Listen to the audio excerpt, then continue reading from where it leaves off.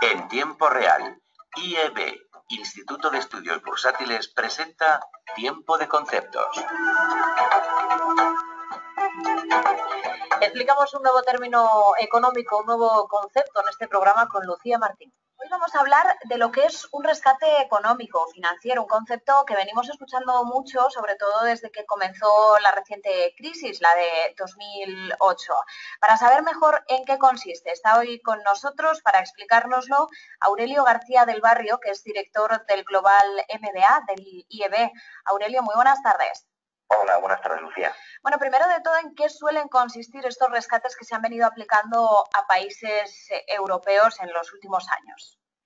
Bueno, pues al igual que sucede en una empresa, un Estado activa la voz de alarma cuando se ve incapaz de pagar sus deudas y necesita refinanciarlas para superar esa situación complicada. Esto desemboca en el denominado rescate económico, es decir, una solicitud de ayuda a los organismos internacionales para evitar el colapso. El rescate se materializa con la aceptación de préstamos y recursos financieros de instituciones como pueden ser el Banco Central, el Fondo Monetario Internacional y terceros países que, por mantener acuerdos comerciales o alianzas de cooperación internacional, se brinden a prestar esta ayuda. En todos los casos, para que el rescate sea efectivo, el país afectado deberá presentar un plan de salida de la crisis en el que debe mostrar soluciones en aras de reducir su déficit público y adecuarse a los parámetros de estabilidad.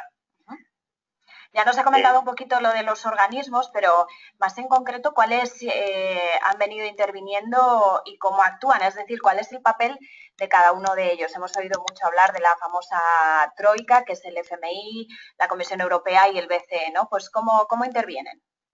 Sí, primero, el Fondo Europeo de Estabilidad Financiera, el FED, es una entidad jurídica especial que aprobaron los 28 Estados miembros de la Unión Europea en mayo del 2010.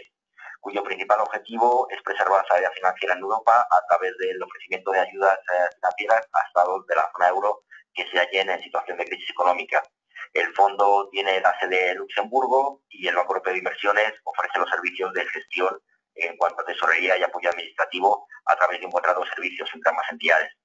El FED está autorizado a pedir prestado hasta 440.000 millones de euros, de los cuales 250.000 millones quedaron disponibles después del rescate de Irlanda y Portugal. Una entidad separada, el Mecanismo Europeo de Estabilidad Financiera, el MEF, es dependiente de la Comisión Europea y con cargo al presupuesto de la Unión, como garantía tiene la autoridad para recaudar hasta 60.000 millones. El FED puede emitir bonos u otros instrumentos de deuda en el mercado con el apoyo de la Oficina de Manejo y Gestión de Deuda para la recaudación de los fondos necesarios para proporcionar préstamos a los países de la zona euro, como comentábamos, con problemas financieros, para la recapitalización de los bancos o la compra de deuda soberana. Las emisiones de bonos están respaldados por las garantías otorgadas por los Estados miembros en la zona euro.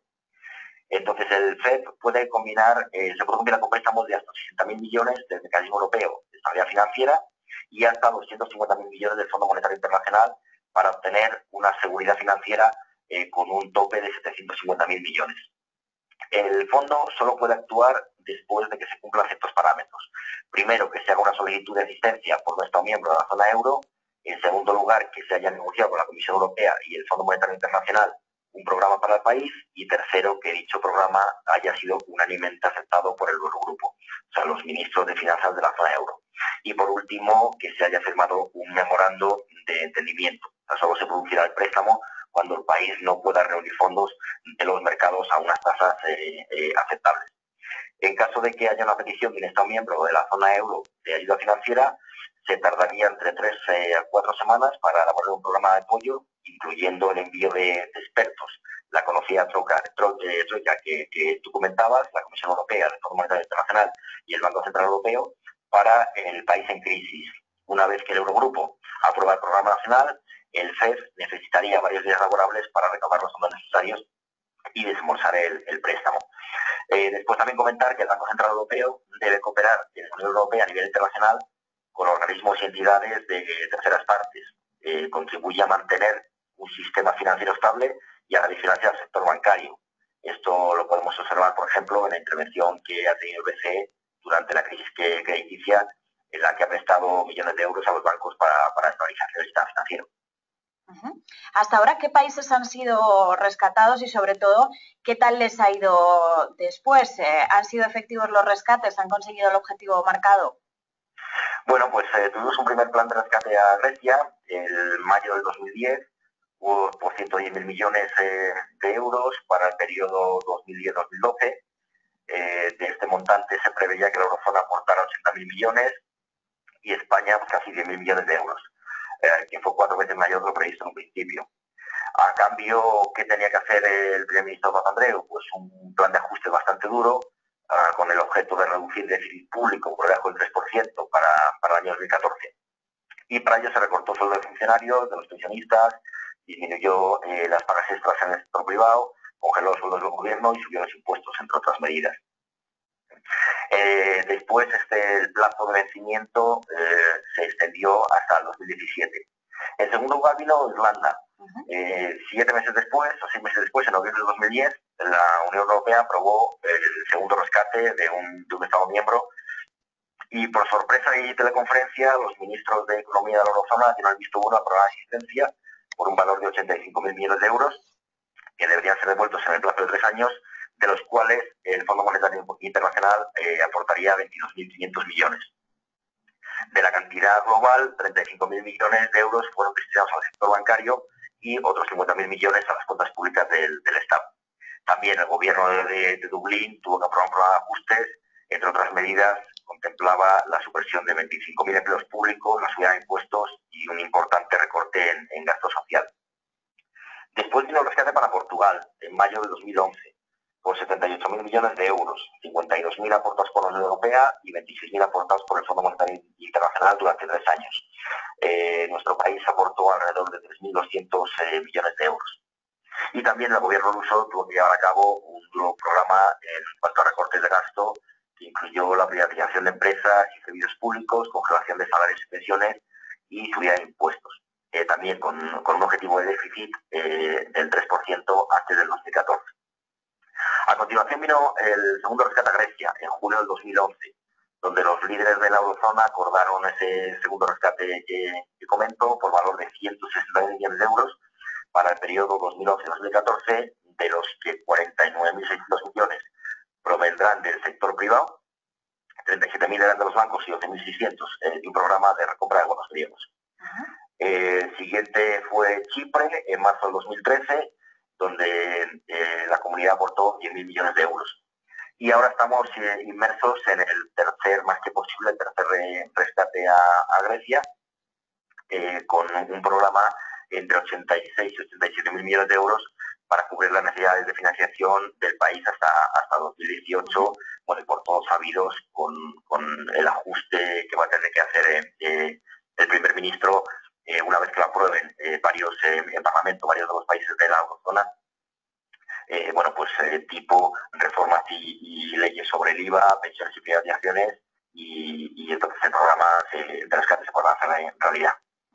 Y en el caso concreto de nuestro país, solo hubo rescate a la banca. ¿En qué se diferencia del resto de países? ¿Esto qué ha supuesto? Sí, España es el cuarto país que pidió auxilio financiero debido a la mala situación de las cuentas públicas, pero también es verdad que esta ayuda no tiene nada que ver con la que obtuvieron Grecia, Portugal e Irlanda, ni en cantidad ni en condiciones. La cantidad en términos de tamaño de cada economía es muy diferente. Tras la decisión del Eurogrupo, España dispondría de una línea de crédito exclusivamente europea de 100.000 millones, en torno al 10% del PIB español, para que el Fondo de Reestructuración Ordenada Bancaria, el famoso FROB, que es un órgano del Estado español, lo utilice para reflotar el sistema financiero. Por su parte, podemos compararlo con Grecia, donde ha recibido 240.000 millones, un 74% de su PIB, en los dos planes diferentes, y los 85.000 millones de Irlanda supusieron un 48% de su PIB. En cuanto a las condiciones, pues en todos los casos podemos decir que se trata de préstamos, pero los desembolsos están condicionados al cumplimiento de planes de ajustes macroeconómicos. O sea, si no se aprueban determinadas reformas, como comentamos antes en los rescates realizados a la fecha, no se transfiere ese dinero. Esto es lo que se denomina la condicionalidad macroeconómica. Grecia, Portugal e Irlanda están sometidos a ella, mientras que España no, puesto que la condicionalidad está confinada al sistema financiero que será el receptor final de los fondos. Y estas diferencias quedan de manifiesto cuando analizamos los comunicados del Eurogrupo, donde se ha acordado el rescate de cada país. Si vemos el comunicado sobre Grecia, el Eurogrupo decía que la ayuda se apoya en una fuerte condicionalidad, y además hablaba mencionaba ese término en distintas ocasiones, y eso requería el ajuste fiscal y las reformas estructurales. El comunicado referido a Irlanda, pues 3/4 de lo mismo, hablaba de un fuerte programa político entre Bruselas, el Fondo Monetario Internacional y las autoridades irlandesas, y de igual manera en el caso portugués. Frente a estos textos, en el comunicado relativo a España era considerablemente más suave. Los fondos son exclusivamente europeos, no hay impacto del Fondo Monetario Internacional.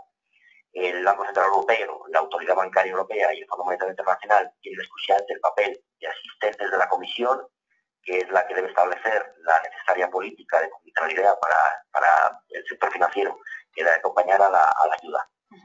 Pues con esto nos quedamos, no tenemos tiempo para más. Aurelio García del Barrio del IEB, gracias por estar hoy con nosotros y explicarnos también en qué consisten estos rescates financieros. Hasta la próxima, muy buenas tardes. Buenas tardes, Lucía, muchas gracias.